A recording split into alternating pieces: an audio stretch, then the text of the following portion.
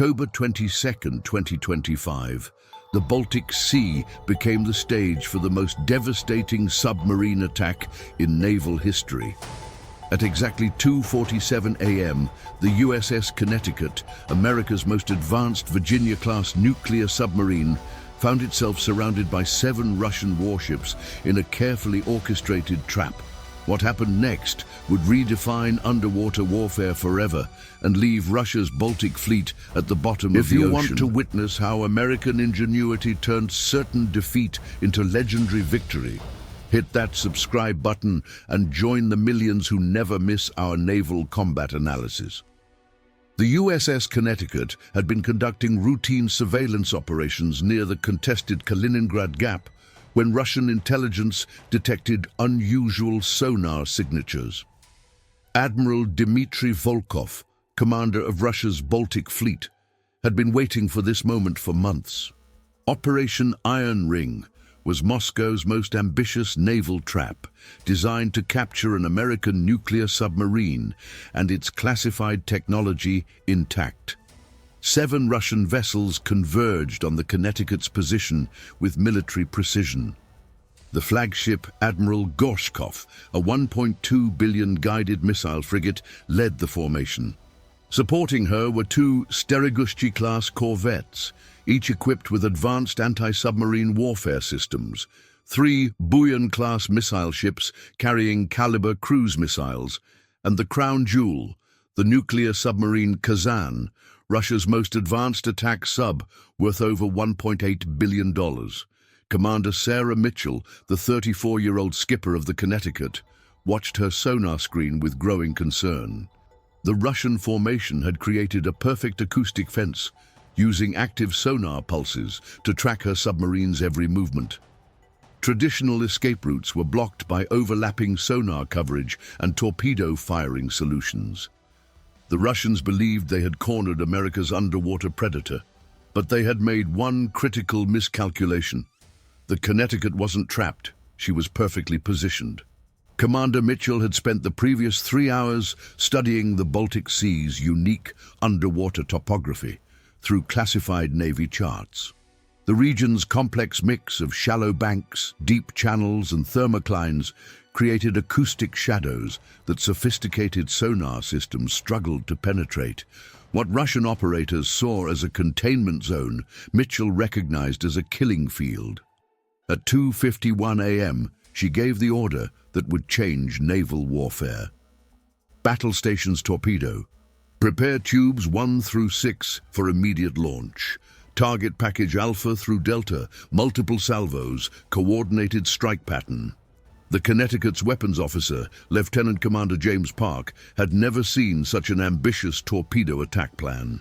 23 Mark 48 AD cap torpedoes, each weighing 3,500 pounds and carrying 650 pounds of high explosives, would be fired in a precisely choreographed sequence designed to overwhelm Russian defenses through sheer volume and tactical surprise. The attack plan was brilliant in its simplicity. The first wave of 6 torpedoes would target the outer picket ships, forcing them to maneuver and break formation. The second wave of 8 torpedoes would exploit the gaps created by the initial chaos, targeting the flagship and primary escorts. The final 9 torpedoes would act as shepherds, using their active sonar to drive surviving Russian vessels into predetermined kill zones where they could not escape. Commander Mitchell's strategy exploited a fundamental weakness in Russian naval doctrine. Their anti-submarine tactics relied on coordinated group defense, with overlapping fields of fire and mutual support. But this coordination became a liability when faced with simultaneous attacks from multiple vectors. The Russian formation, designed to contain a single submarine, became a crowded, target-rich environment. At exactly 2:54 a.m., the Connecticut fired her first salvo. 6 torpedoes launched in rapid succession, their acoustic signatures masked by the submarine's position in a thermal layer 200 feet below the Russian formation. The weapons spread out like fingers of death, each programmed with specific attack parameters and target priorities. Russian sonar operators detected the torpedo launches 90 seconds too late. By the time alarm klaxons began wailing across the Baltic fleet, the Connecticut had already fired 12 more torpedoes in her second wave. The Mark 48s, traveling at 55 knots and guided by advanced wire guidance systems, began acquiring their targets with lethal precision. The first impact came at 2:57 a.m. A Buyan-class missile ship, the Ingushetia, took a direct hit amidships from a 650-pound warhead. The explosion broke the vessel's back, sending her to the bottom in less than 4 minutes. Her crew of 52 had no time to react as the ship's magazines detonated in a secondary explosion visible from space. Simultaneously, 2 more torpedoes struck the corvette Boyki. The first torpedo disabled her propulsion system, the second punched through her hull below the waterline. As damage control teams fought flooding, the ship's sophisticated radar systems went dark, eliminating her ability to coordinate the fleet's defense. Commander Mitchell watched the tactical display with professional satisfaction. Her gamble was working. The Russian formation, once perfectly organized, was dissolving into chaos as individual captains broke formation to evade incoming torpedoes. This was exactly what she had predicted and planned for. The third wave of 9 torpedoes launched at 2:56 a.m. with surgical precision. These weapons weren't aimed at specific ships, but at specific points in the water where Russian vessels would be forced to maneuver. It was underwater chess played at lethal speeds, with American torpedoes herding Russian warships toward their doom. Admiral Volkov, aboard the flagship Gorshkov, realized with growing horror that his trap had become his tomb. 3 of his ships were already sinking, 2 more were heavily damaged, and his submarine Kazan had been forced to dive deep to avoid torpedo attack, removing her from the battle entirely. The American submarine, supposedly contained and helpless, had just executed the most devastating torpedo attack in modern naval history. At 3:02 a.m., the flagship Admiral Gorshkov took 2 torpedo hits within seconds of each other. The first warhead penetrated her forward magazine, triggering a massive explosion that launched her bow turret 200 feet into the air. The second torpedo struck her engine room, destroying her propulsion and power systems. Russia's pride of the Baltic fleet began her final plunge toward the seabed, taking Admiral Volkov and 127 crew members with her. By 3:05 a.m., just 8 minutes after the first torpedo launch, 5 Russian warships lay on the bottom of the Baltic Sea. 2 survivors, both heavily damaged and listing badly, were broadcasting distress signals and abandoning ship. The nuclear submarine Kazan, Russia's most advanced undersea predator, remained hidden in the depths, unwilling to surface and face the Connecticut's remaining weapons. The USS Connecticut had achieved the impossible. A single submarine had destroyed an entire enemy fleet, using nothing but tactical brilliance and perfectly executed torpedo attacks. Commander Mitchell's 23 torpedo barrage had rewritten the rules of naval combat and reminded the world that in war, as in chess, the player who thinks furthest ahead usually wins. As the smoke from the initial devastation cleared across the Baltic Sea, the USS Connecticut wasn't finished. Commander Sarah Mitchell knew that a wounded enemy was often the most dangerous, and the surviving Russian vessels would fight with desperate fury. What happened next would transform modern naval warfare forever. At 3:07 a.m., just minutes after the first wave of destruction, the Connecticut's sonar detected frantic Russian communications. The surviving corvette Boyki was attempting to coordinate a counterattack with the nuclear submarine Kazan, which had dove to 400 feet to avoid the initial torpedo barrage. Russian doctrine called for immediate retaliation, and Mitchell anticipated their next move with deadly precision. Lieutenant Commander James Park reported from the weapons station that torpedo tubes 7 through 14 were loaded and ready. But this wouldn't be another conventional attack. The second phase of Operation Deep Strike, required something revolutionary, using torpedoes as active herding weapons to drive the remaining Russian ships into a carefully prepared kill zone. The genius lay in the Connecticut's positioning. During the initial chaos, Mitchell had maneuvered her submarine into the Gotland Deep, a 460-foot underwater canyon that created perfect acoustic conditions.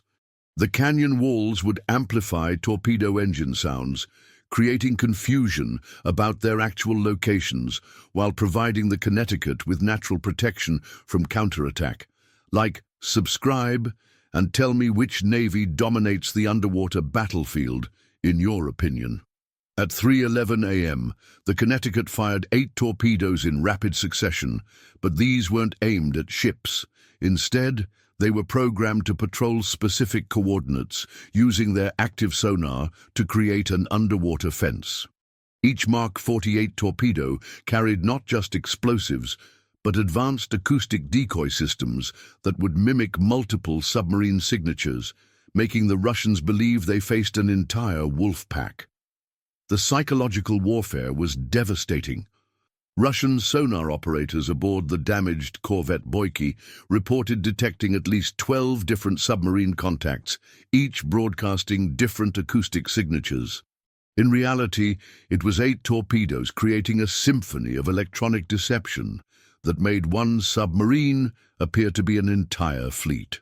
The surviving Russian destroyer Sterigushchi attempted to break through the torpedo perimeter at 3:14 a.m. Her captain, realizing the trap, pushed his engines to flank speed, hoping to outrun the encircling weapons. But Commander Mitchell had anticipated this move 3 steps ahead. The escape route the Russian captain chose led directly into the deepest part of the kill zone. 2 torpedoes struck the Sterigushchi simultaneously. The first warhead detonated against her forward magazine, creating a fireball that reached 300 feet into the air. The second torpedo penetrated her engine room, destroying her propulsion and leaving her dead in the water. Within 6 minutes, Russia's newest destroyer was sliding beneath the waves, her crew abandoning ship in lifeboats. Meanwhile, 400 feet below, the nuclear submarine Kazan faced an impossible decision. Her captain, realizing his surface escorts were being systematically destroyed, had 2 options: surface and fight, or remain hidden and survive. The choice would define his career and his conscience. Commander Mitchell anticipated the Russian submarine's dilemma. She ordered the release of 2 specialized torpedoes equipped with passive sonar and extended loiter capability.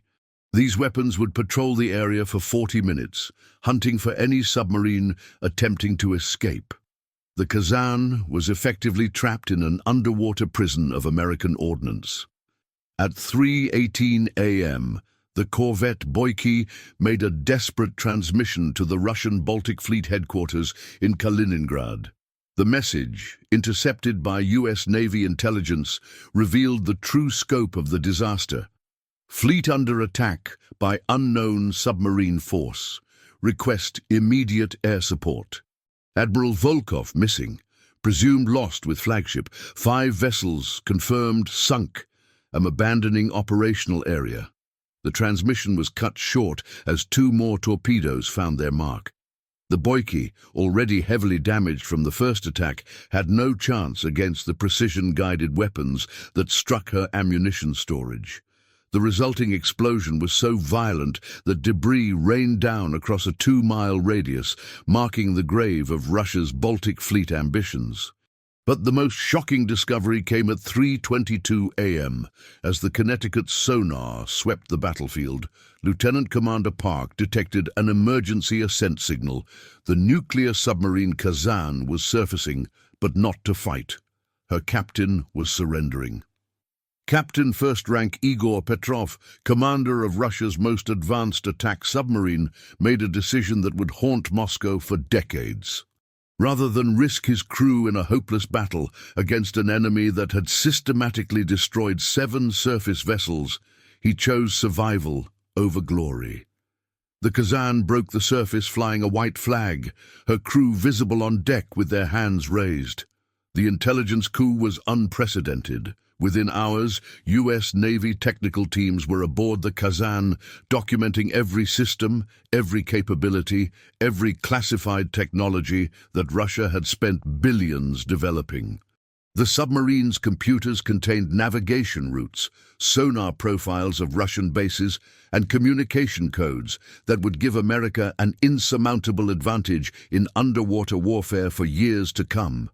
Commander Mitchell watched through her periscope as Russian helicopters arrived to evacuate survivors from the water. Her tactical display showed the results. 7 Russian warships destroyed or captured, over 400 enemy personnel killed or captured, and the most valuable intelligence prize of the decade secured. The entire operation had lasted just 18 minutes from first torpedo launch to final surrender. The USS Connecticut had achieved something unprecedented in naval history. A single submarine had destroyed an entire enemy fleet, captured a nuclear submarine intact, and gathered intelligence that would reshape the balance of naval power for decades. The 23 torpedo barrage hadn't just won a battle, it had redefined what was possible in modern warfare. As the Connecticut slipped away into the depths of the Baltic Sea, Russian emergency frequencies crackled with panicked transmissions. Moscow's Baltic Fleet, once a symbol of naval power projection, had been reduced to wreckage and prisoners in less than 20 minutes.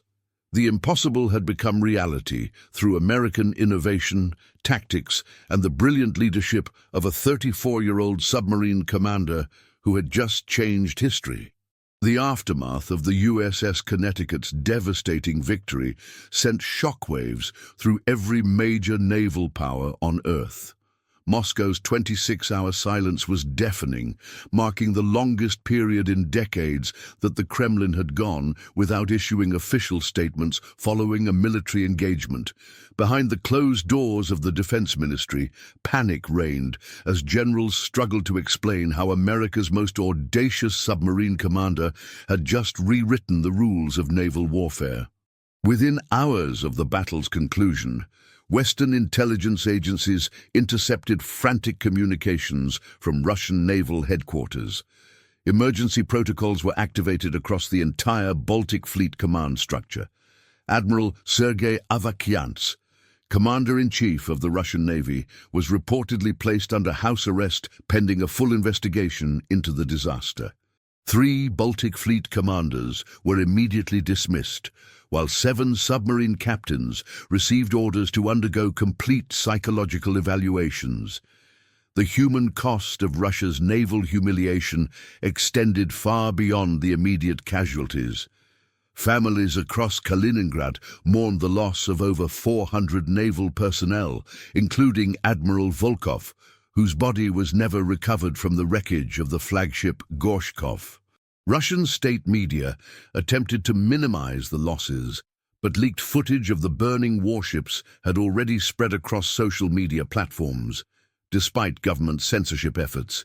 Internationally, the implications were staggering. NATO Secretary-General Jens Stoltenberg called an emergency session of the North Atlantic Council within 18 hours of the attack. For the first time since the Cold War, the alliance placed all submarine forces on heightened alert status. British, French, and German naval commanders quietly began reassessing their own anti-submarine warfare capabilities, recognizing that if Russia's advanced Baltic Fleet could be destroyed so completely, their own vessels might face similar vulnerabilities. China's response was swift and telling. Within 72 hours, satellite imagery revealed massive defensive upgrades around the South China Sea Fleet headquarters at Zhanjiang. Beijing had quietly accelerated its submarine detection programs, allocating an emergency $8 billion for underwater warfare countermeasures. The message was unmistakable. If one American submarine could devastate Russia's naval pride, what could the entire U.S. submarine fleet accomplish against Chinese interests? The technological intelligence coup proved even more valuable than the tactical victory. Technical teams aboard the captured submarine Kazan discovered a treasure trove of classified Russian naval secrets. Advanced torpedo guidance systems, stealth coating formulations, and most critically, detailed sonar maps of every Russian submarine base from Murmansk to Vladivostok. The intelligence windfall would give American submarine forces an insurmountable advantage for decades to come. But perhaps the most profound impact came from within the U.S. Navy itself. Commander Sarah Mitchell became an overnight legend. Her tactics studied at the Naval War College and submarine schools worldwide. At just 34 years old, she had demonstrated that brilliant strategy could triumph over overwhelming numerical superiority. Her post-battle interview, conducted from the Connecticut's control room, revealed the human side of military genius. Every torpedo we fired was calculated not just for destruction, but for psychological impact, Mitchell explained to Pentagon debriefers. We didn't just sink ships. We shattered their confidence in their own systems, their own tactics, their own invincibility. Sometimes the most powerful weapon isn't the one that destroys the most, but the one that breaks the enemy's will to fight. The global defense industry faced an immediate reckoning. Traditional naval contractors saw stock prices plummet as military planners questioned the effectiveness of expensive surface fleets against submarine threats. Lockheed Martin's submarine division received unprecedented funding requests, while companies specializing in anti-submarine warfare saw valuations triple overnight. The entire paradigm of naval procurement shifted toward underwater capabilities and countermeasures. Yet amid the strategic calculations and geopolitical implications, moments of profound humanity emerged.